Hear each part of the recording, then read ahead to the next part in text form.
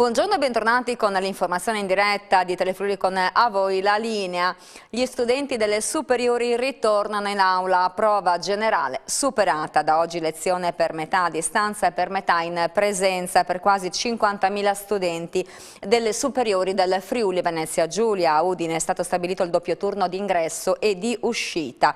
Isabella Gregoratto ha raggiunto al terminal studenti l'assessore comunale alla sicurezza Alessandro Ciani. Molte corriere erano occupate da pochi studenti, evidentemente molte famiglie si sono organizzate da sole portando i loro figli in automobile a scuola evitando che prendessero i mezzi pubblici. Domani vertice in prefettura per verificare se tutto è andato bene oppure se servono dei correttivi. Sentiamo. Mi trovo al terminal studenti, qui stanno arrivando i ragazzi che cominciano scuola alle 10 del mattino e termineranno poi alle 15. Con noi c'è l'assessore alla sicurezza del comune di Udine Alessandro Ciani, ma insieme a lui per controllare la situazione ci sono rappresentanti della polizia locale e della protezione civile per evitare proprio assembramenti. Intanto abbiamo visto alcune corriere dove ci sono più studenti, ma alcune addirittura con 1, 2, al massimo 5 studenti. Effettivamente i genitori si sono organizzati in altro modo. Sì, è ragionevole pensare che molti genitori, molte famiglie si siano organizzate in modo da evitare l'utilizzo dei mezzi del trasporto pubblico locale e fare uno sforzo ovviamente molto importante e portare personalmente i loro figli a scuola.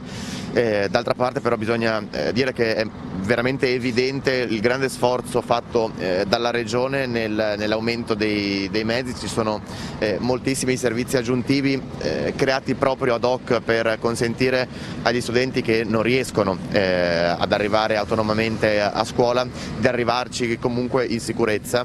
Si vede che all'interno delle corriere, all'interno degli autobus i ragazzi rispettano le distanze e devo dire che la situazione è positiva anche qui. Abbiamo individuato 8 posti che abbiamo ritenuto essere maggiormente delicati. Il monitoraggio avviene dalla parte della polizia locale con anche dei volontari della protezione civile, di altre associazioni, l'associazione dei carabinieri, della polizia di Stato, dei finanzieri, degli alpini.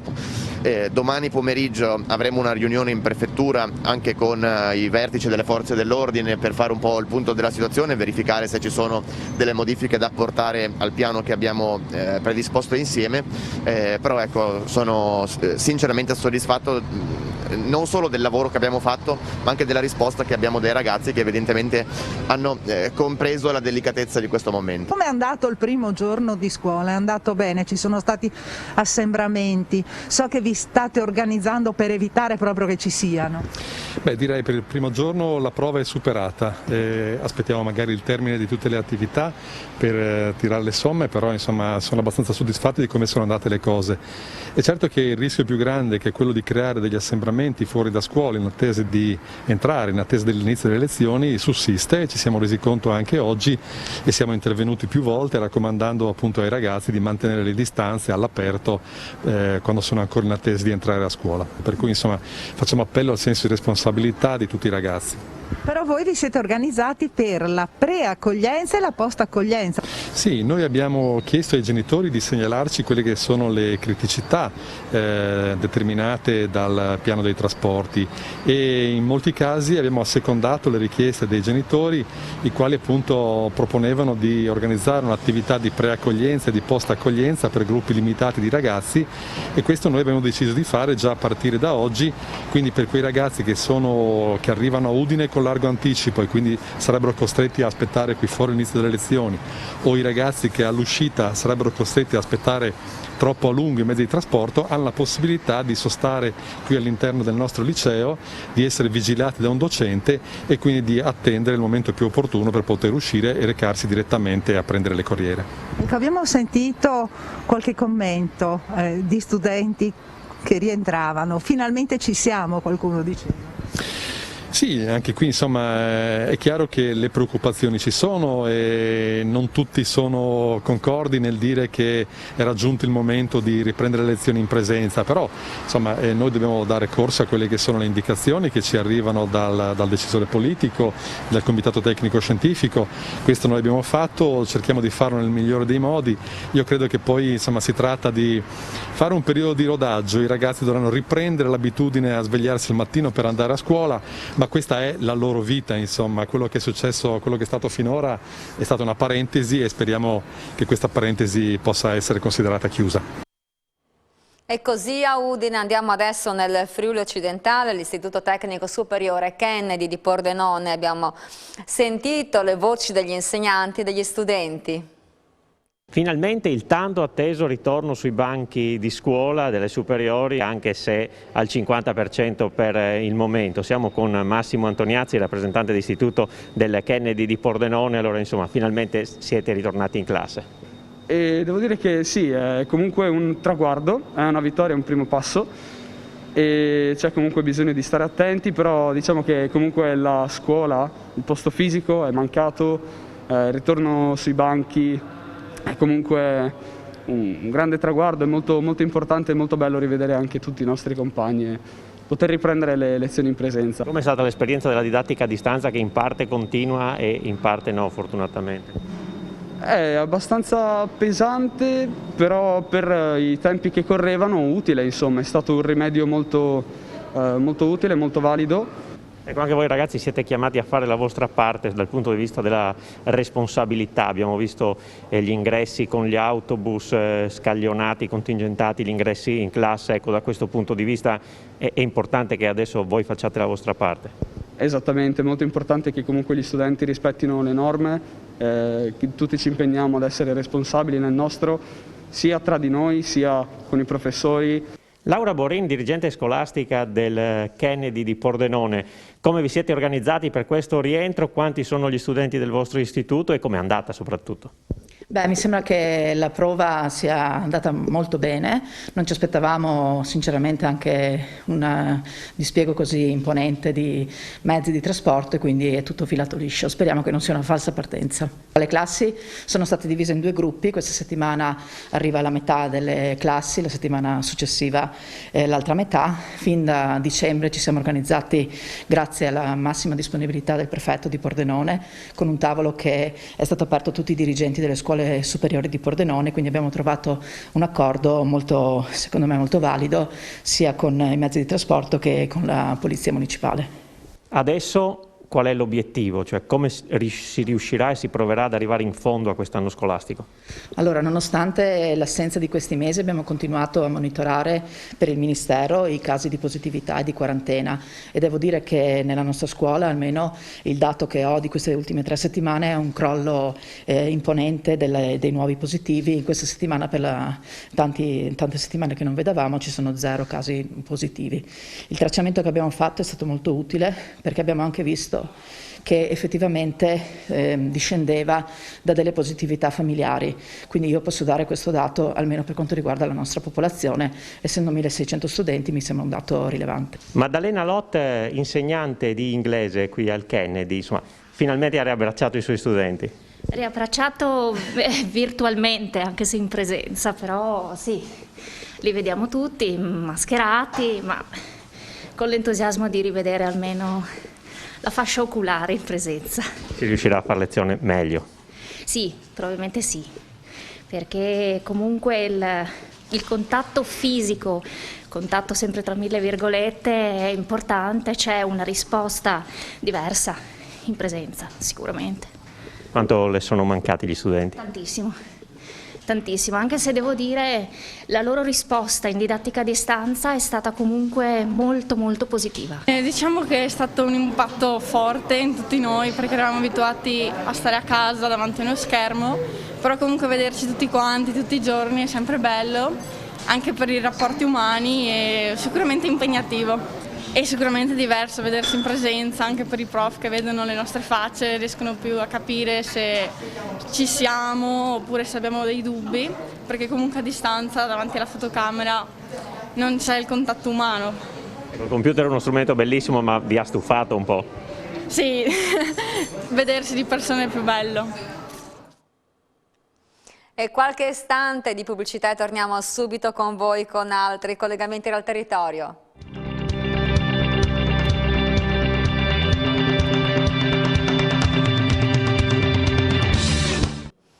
Rieccoci con l'appuntamento con A Voi la Linea, andiamo subito in diretta all'Aipacco dove c'è per noi Isabella Grigorati insieme al sindaco e al vice sindaco Loris Michelini di Udine. A te la linea Isabella, quali le novità?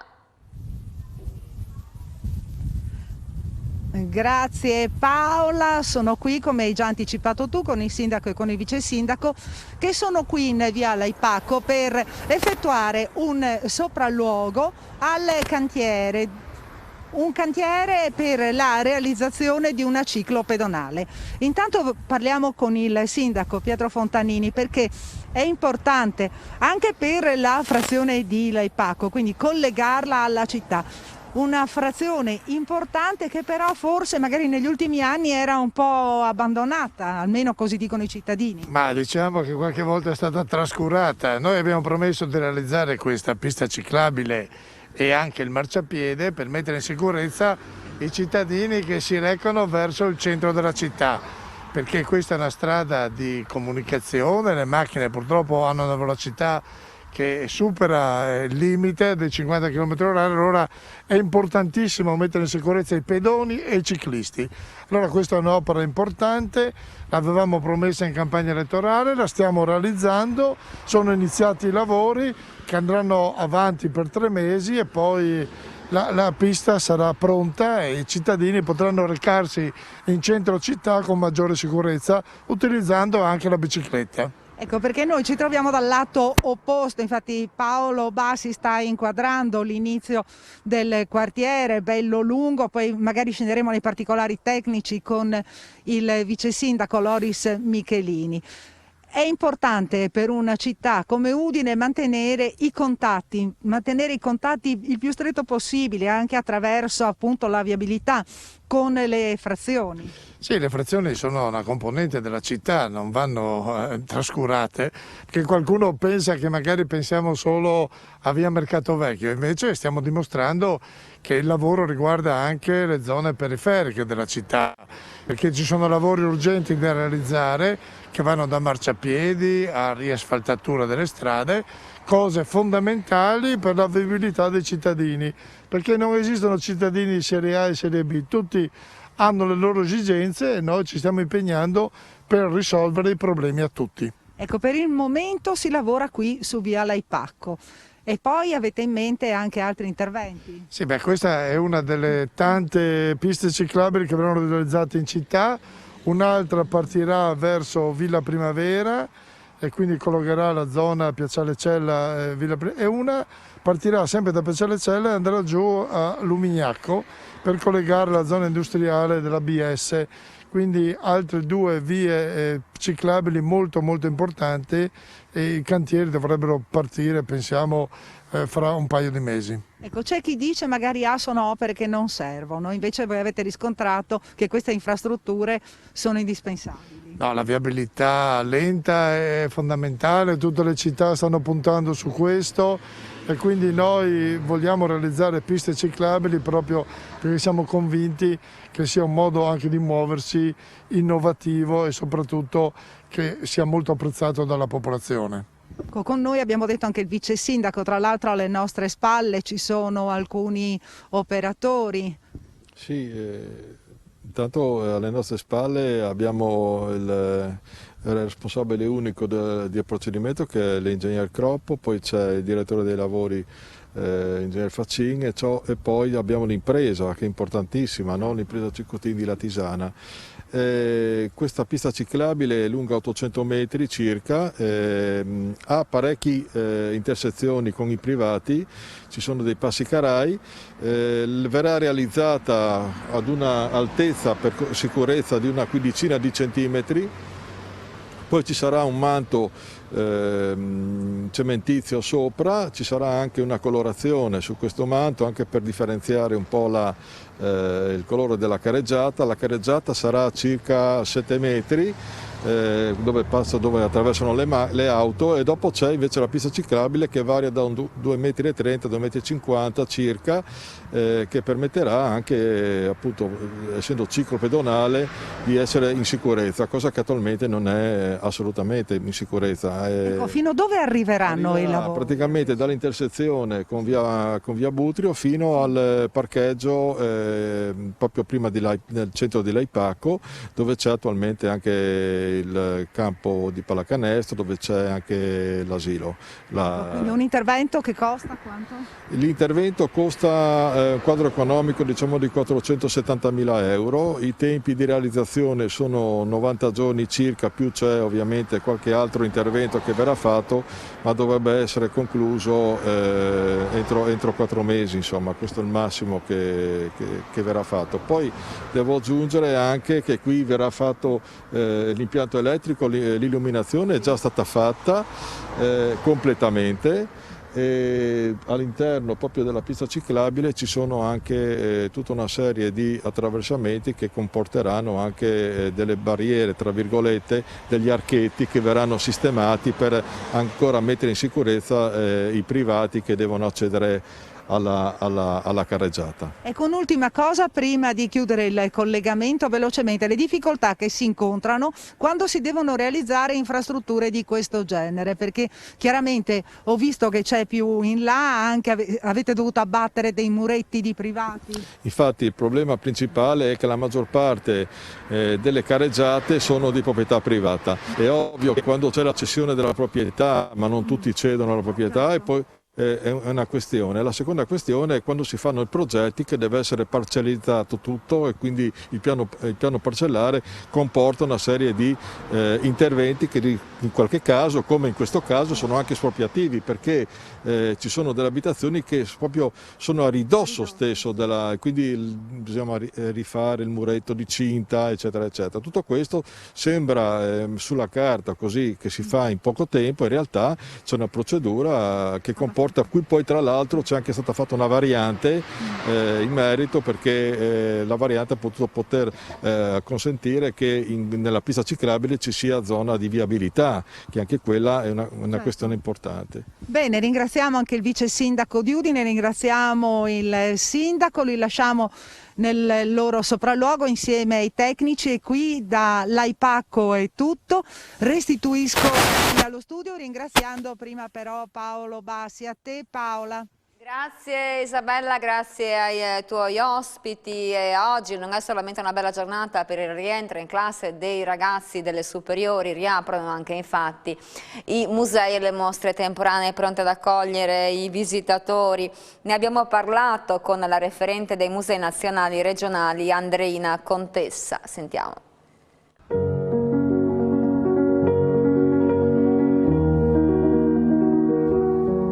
Direttrice, si riapre finalmente dopo questo periodo di chiusura durante le feste. Ovviamente prima di tutto quali sono le emozioni nel poter alzare la sala cinesca e scrivere aperto? È riaperto Miramare, questa mattina riapre anche il Museo Archeologico Nazionale di Cividale e domani riapre anche il Museo Nazionale Archeologico di Aquileia, quindi tutti i musei nazionali della regione riaprono e esercitano il loro ruolo di servizio pubblico, sperando che il pubblico venga a visitarli. Sono occasioni uniche in questo periodo di pochissima ressa, di vedere con calma le collezioni, i capolavori e di, gustare l'atmosfera di questi luoghi unici. In questo senso, durante questo periodo di chiusura ovviamente non siete rimasti fermi, anzi ne avete approfittato magari per fare quegli interventi necessari. Abbiamo lavorato tantissimo su tutti i livelli, su quello del restauro, della conservazione, della collezione, lavorando alle prossime mostre, alle prossime riaperture, alle prossime novità, anche se c'è un grande punto di domanda su tutto quello che sarà in futuro. In questo senso, proprio sul tema delle novità, quali sono le mostre in cantiere a Miramare e anche in Friuli? In Friuli, soprattutto ad Aquileia, stiamo lavorando ad aprire l'ultimo piano con una esposizione bellissima delle gemme che diventerà stabile, ma ne parleremo tra breve. E a Miramare stiamo preparando un focus on su Dante, perché questo è l'anno di Dante, e una mostra grande su Gerusalemme. Quanto è stato difficile quest'ultimo anno? Ovviamente è stato difficile per tutte le realtà economiche, i musei oggi sono sempre più realtà economiche e imprenditoriali, infatti i risultati stanno anche emergendo, pensiamo al Parco di Miramare, a come è mutato in questo periodo grazie al grandissimo lavoro fatto alle spalle.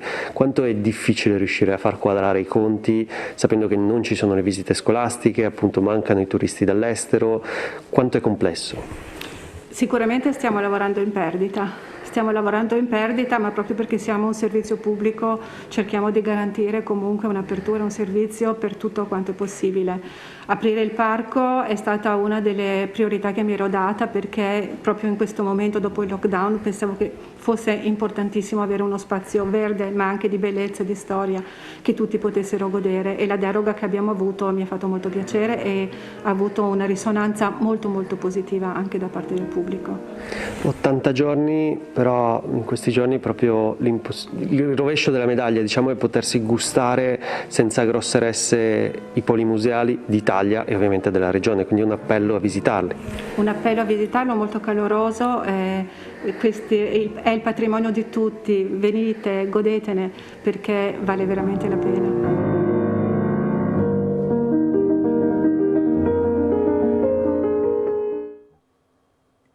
E con queste splendide immagini del castello di Miramare si chiude anche per oggi il collegamento di A Voi la linea. L'informazione in diretta torna su Telefriuli con il TG delle 16:30.